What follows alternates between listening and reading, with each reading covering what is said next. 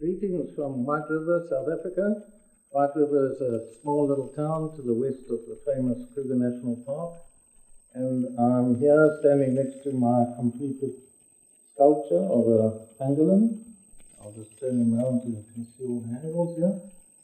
I've just finished him. I started May 2019. And it's now July 2020. And it's now ready to go off for casting. Pangolins, the only defense they have is rolling up in a ball. So during lockdown, I made this one here, called Lockdown, appropriately enough. And now I'm busy on this little baby one, called Coming Out of Lockdown. You can see he's curled up and starting to uncurl. Unfortunately, these tactics work against lions and leopards, but not against man.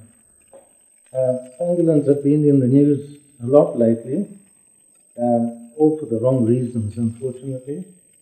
The most trafficked animal in the world, and of course, they're also suspects in transmitting COVID-19 to people. Recently, Prince Harry of Britain said that pangolins will become extinct before most people have ever heard of them.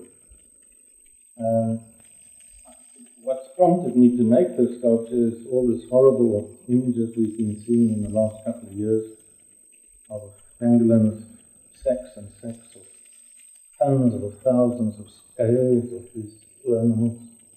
They're killed for their meat, and of course the scales are ground up and used in medicine and as an aphrodisiac.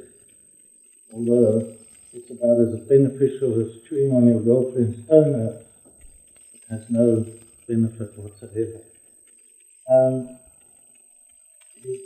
I'm going to use some of the proceeds of the sales of these to try and help these animals which are so threatened with extinction.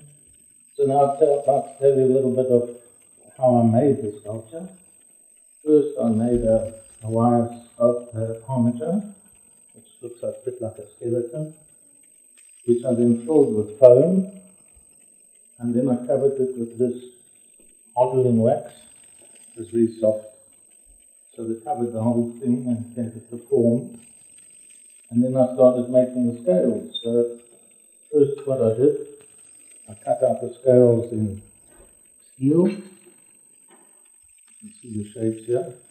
Small ones, big ones, all different sizes, like that.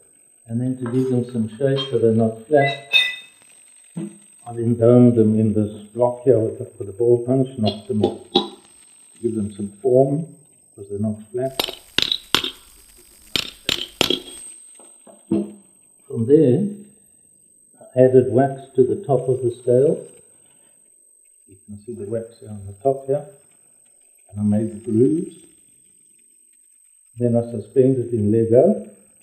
The Lego is very useful because I can make different sizes, different shapes, different depths, small ones. Once that's done, then I poured a liquid silicone rubber over that. And once it hardens, it comes out like in a block of rubber. You can see the Lego markings at the bottom. Comes out solid with the scale inside. Then I cut it with a scalpel, cut it open it up, take out the scale. You can actually see the grooves inside on the top here. Then I close it up again. Then I have a machine that melts wax, and under pressure it squirts the wax into the rubber mold, and then the scales come out like this. And you can actually see the grooves came out quite nicely. And then these I take and I started to pack them one by one onto the grey wax.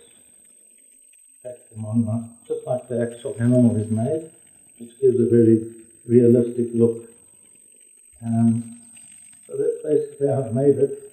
The claws, these are these dark green claws, are cut out of a block of wax like this. shape each one, file them nicely, and then attach them to the wires. So that's how I made the actual scale.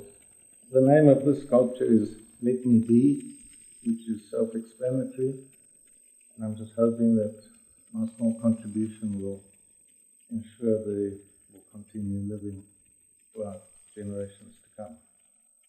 So that's cheers for now, and